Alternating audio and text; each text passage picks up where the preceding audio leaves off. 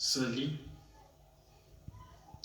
na ye kaka mpona napesa mbote, mais comme na ye kaka mpona napesa mbote soirée malamu nakoki koleka te sanke naloba no ata moko mo yango eza nini.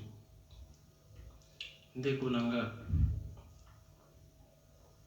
soki moto asali yo mabe, ça sert à rien ya koyina ye. Soki oyebi ennemi na yo, ça sert à rien ya développer haine envers ye. Moto oyo alingako te, moto oyo azosala mabe, please ozo yina ye, please yozo pese énergie, please yozo pese force, parce que batu ya motema mabe batiraka pouvoir na bango na kati ya haine na biso. Bandoki batiraka pouvoir na bango, please tozo yina bandoki, please bandoki wana bazozwa pouvoir sur biso. Amour eza pouvoir. Jésus, grand maître, l'héros, fente incontestable, alobi, aimez vos ennemis. Pourquoi alobi aimez vos ennemis? N'est-ce pas que maya moto ekomaka malili na maya malili? N'est-ce pas que babomaka moto na mabele na mopepe to na mai? Jamais babomaka moto na moto. Soki olingi atteindre faiblesse ya adversaire na yo, soki olingi détruire ennemi na yo, pesa ye contraire ya ba énergie. Please azana haine na yo, please moto wana yoyebi ke alingaka yo te, asuwe taka yo, mobali na yo, mwasi na yo, bana na yo, mosala na yo, seulement ke malheur. Sala cadeau. Pesa moto mosusu soit yo moko kende pesa ye cadeau wana. Zala gentil tellement na ye. Tango yo kosala ennemi na yo malamu avec beaucoup d'amour, eza déjà piège. À chaque fois ennemi non ya ko penser à salo mabe, ba chance na ye nyoso e ko ya na compte na yo ya ba chance. Please ya koluka kwa litela yo piège pono koya. Please piège wana e ko servir yo na ba opportunité. Amour oyo to lakisaka silencieusement envers ba ennemi na biso et transformaka ba obstacle na bango ekoma ba escalier. Parce que la Bible dit l'ange de l'Éternel campe autour de ceux qui craignent Dieu. Ange Nzambe azali toujours pembeni no pona ko protéger kolongolela yo na ba piège. Par là, ya ko salisa banguna no bere. Bere oyo ko faciliter yo. Bere oyo ko faire évoluer yo. Nzambe ya salisa ki bande kwa Joseph ba erreur. Bere oyo salaki ki Joseph yolie bali bomaye bateki na mboko yo Nzambe ya preparaki pona akoma mokonzi. Nzamba asalisaki bandeko ya Jefite Berer. Berer we salaki ke babengani Jefite babenge mwana makamu akei akomi chef simana mwa régner sur bango. Please o garder rancune envers ba ennemi na yote. Please Nzambe sko ya ko garder rancune envers ba ennemi na yo. Please o yimi ba ennemi na yo. Please Nzambe ya kokota makambo na yo te. La Bible dit, Dieu dit dans ses écritures, gardez silence et moi je combattrai pour vous. C'est-à-dire, le silence de Dieu n'est pas identique à son absence. Mais le silence de Dieu évoque sur leur omniprésence et omniscience et omnipotence. C'est-à-dire, plus Nzambe aza silencieux devant bitumba na yo. Et la kisi ke azali makasi. Azali ko sala plan moko na secret. Nzambe azaka comme ninja. Ninja.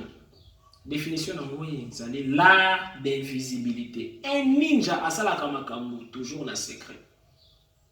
dissimulation, camouflage. Nzamba sala pe makambo comme ninja dans le silence. Pendant qu'azali ko aller y attaquer ba adversaire na yo azana besoin te que yo révisser. Koloba na ennemi na yo te que nzambe na ngai ya ko punir yo. Dès que yo lobi que nzambe na ngai ya ko punir yo, nzambe ya ko punir susute. Parce que nzambe alingaka secret. Nzambe alingaka dissimulation.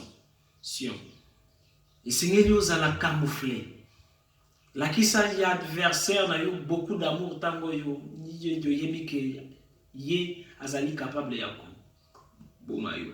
Par là chaque malam ozali ko sala na ennemi na yo ezali considéré comme poison retardé aux eaux lesa ennemi na yo. Lorsque Jésus dira priez pour ceux qui vous maudissent. Ezali grave parce que plus ozali ko aller senga grâce na muto azali ko aller souhaiter malheur na yo grâce wana tango yo ndeko ya ekuti na kati na ye contradiction ya vers yo grâce wana ye ko détruire ye ko châtier ye. On détruit la haine par l'amour. Ba face du mal ba se nourrissaka na haine na paix. Please bandoki bazo bangisa yo. Please bandoki bazo peso kanda, plus ennemi nazo bangisa yo, plus azo peso kanda. Ezana moment wana mutu azali ko lia yo énergie. Ezana moment wana mutu azu pouvoir sur yo. Tu dois changer tes manières de vibration. Changer manière na yo ya ko considérer ba ennemi. Chaque ennemi azali opportunité à évolution. Nzambe soki alingi ya peso grâce à déposer na kati ya ba adversaire. Chaque adversaire yoko vaincre par l'amour. Ezali grâce moko oko développer yoko joie. Ba ennemi misusu bako koma ba ami, mais ba ennemi misusu bako kufa par petiesse ya kotika la ba ennemi. Bana ya Israël contre ba Égyptien. Plus ba Égyptien bazala ki teti envers bana ya Israël. Misusu bakufaki, misusu bakomaki calme, misusu bakomaki ba ami. Ezana 3 catégories. Amour na yo envers ba ennemi yeko changer ses misusu, mais yeko détruire pe ba misusu. Tout ce ba kozala teti. Mais yo te mutoko bunda parce que nzamba lobi gardez silence et moi je combattrai pour vous. Merci beaucoup. Soyez bénis. Isaki Maître Avatar Jean-Pierre Manzolo. Ceux qui aussi sentir béni na moi partage mon cœur na les pécis. Isali courte.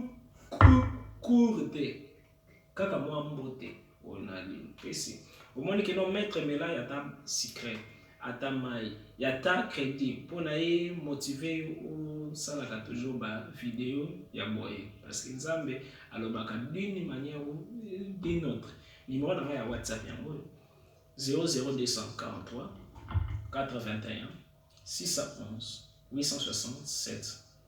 Tika nzambo amona ka fourmi ya mwindo likolo ya libanga ya mwindo ata basipiye elamba ya mwindo amona yo yazo charge ya ba ennemi na yo chaque combat na yo échanger et comme opportunité alors nzambe ya lobi a permetaka jamais tentation moko eya na vie na biso eleka biso na makasi soki atie komba boye devant yo ayebi ke ozali capable ya ko transcender ya kolonga komba wana.